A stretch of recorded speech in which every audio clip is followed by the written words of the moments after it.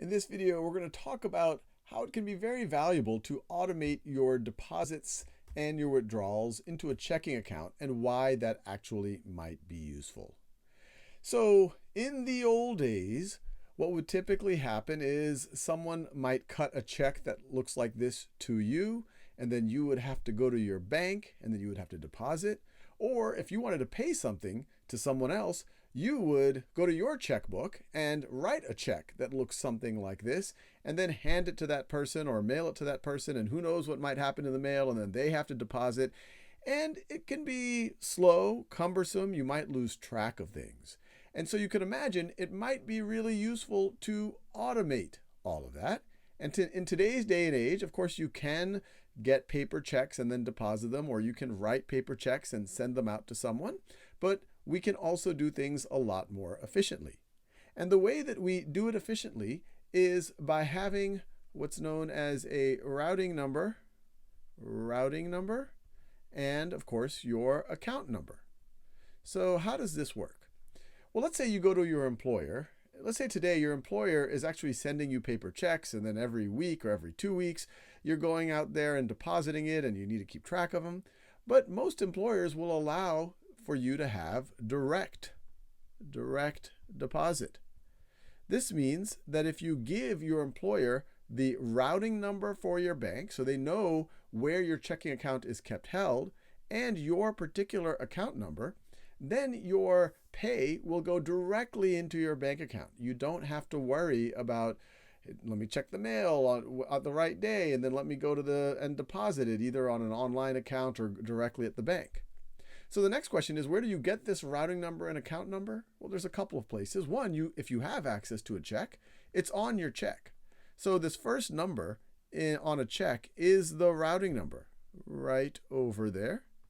And the second number right over here is your account number. Some of you might be wondering, what is this number here? This is actually your check number. And so no one is usually going to ask for this type of thing.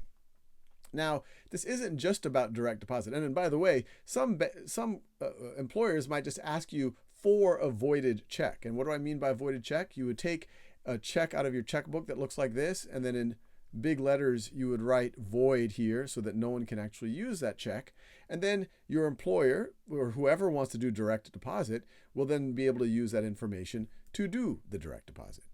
But it isn't just about direct deposit. You can also automate payments. So let me write that down. Automate payments.